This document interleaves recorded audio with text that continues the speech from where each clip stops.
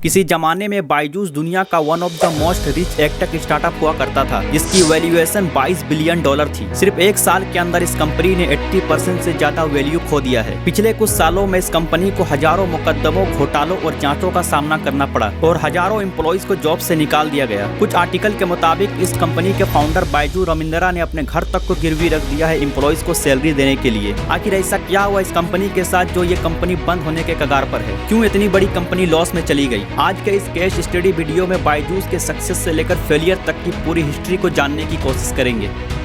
Poster boy of India's startup sector and India's edtech sector, Byju's has seen searches by the Enforcement Directorate, valuation cuts by prominent investors.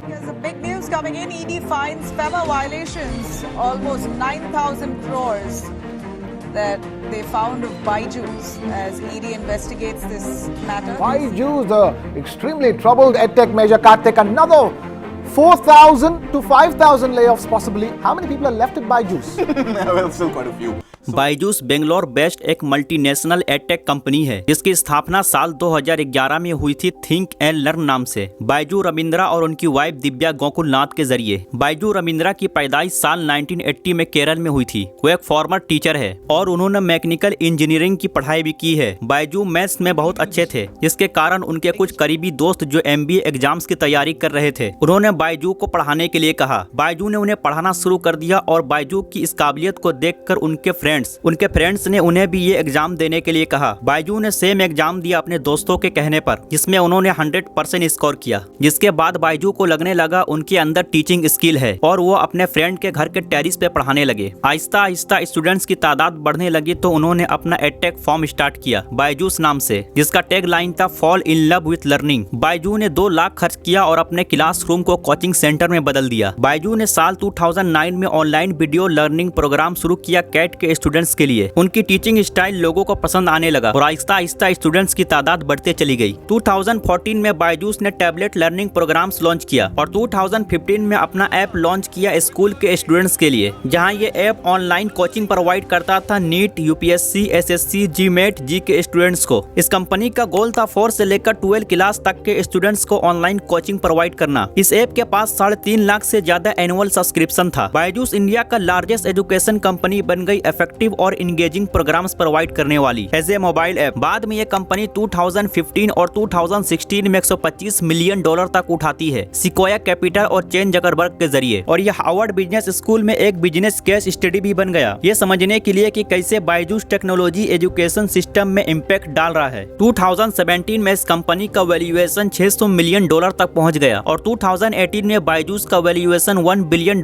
से भी ज्यादा हो गया, और उसी वक्त इन्होंने शाहरुख खान को इसका ब्रांड एम्बेसडर बनाया। और 2019 में बायजूस इंडियन क्रिकेट टीम के जर्सी का ऑफिशियल स्पॉन्सर बन गया और बॉन्ड कैपिटल से $23 मिलियन इकट्ठा किया, और ये दुनिया का सबसे बड़ा एडटेक स्टार्टअप बन गया $10.5 बिलियन के साथ। और 2020 में बहुत सारी कंपनीज जैसे white head junior, lab in app और आकाश एजुकेशन सर्विस को $1 बिलियन में साइन किया, और 2021 में इसकी वैल्यूएशन $16.5 बिलियन तक पहुंच गई, और 2020 में इसकी वैल्यूएशन $22 बिलियन तक पहुंच गई, और कतर वर्ल्ड कप को स्पॉन्सर भी किया। बायजूस के डाउनफॉल के सबसे बड़ी वजह है एग्रेसिव सेल्स प्रैक्टिस। बायजूस पर इल्जाम था कि वो अपने कस्टमर्स को प्रोडक्ट सेल करने के लिए अनएथिकल और मिसलीडिंग टैक्टिक्स यूज करती है, और इस काम के लिए उन्होंने अनक्वालिफाइड और इनएक्सपीरियंस सेल्समैन भी रखा है, जिन्हें ट्रेनिंग दिया गया था कि वो स्टूडेंट्स और पेरेंट्स पर प्रेशर बनाए एक्सपेंसिव और लॉन्ग टर्म सब्सक्रिप्शन लेने के लिए। इन्होंने प्रोडक्ट्स के डिस्काउंट को लेकर भी झूठ बोला कि अगर आपने ये सब्सक्रिप्शन लिया तो आपको इतना डिस्काउंट मिलेगा, लेकिन जब स्टूडेंट्स वहाँ सब्सक्रिप्शन लेने जाते तो वहाँ कोई ऑफर्स नहीं होता था। इन्होंने फ्यूचर बेनिफिट्स के झूठे दावे भी किए, और बहुत सारे कस्टमर्स ने तो इनके पुअर सर्विस क्वालिटी और रिफंड पॉलिसी को लेकर कंप्लेन तक किया और मुकदमा दर्ज करवाया। और दूसरी वजह है फाइनेंशियल ट्रबल्स। बायजूस जितना कमा नहीं रहा था उससे ज्यादा स्पेंड कर रहा था, और जितना जमा फंड था वो आहिस्ता आहिस्ता खत्म हो रहा था, और बायजूस के ऊपर $1.2 बिलियन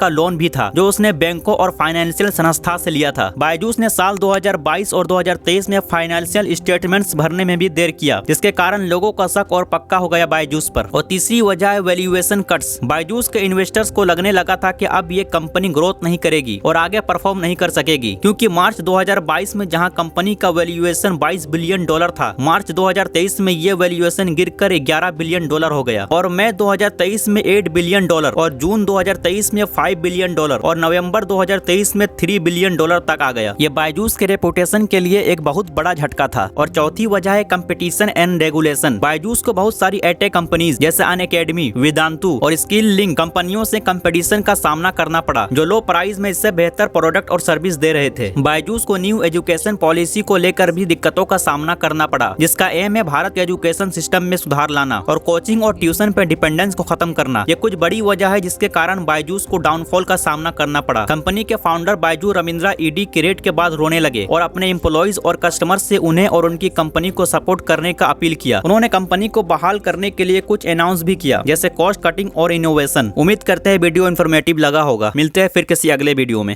हेलो, मेरा नाम आकांक्षा है। मैं आज तक बायजूस में काम करती थी, बट लेकिन आज मेरी पीटीएम थे, फिर उसके बाद एक मेल आया जिसमें सडन टर्मिनेशन। प्लीज नहीं सर, नो। आपको बात करनी है, आपके नहीं सर, हम सबके सामने बात करेंगे।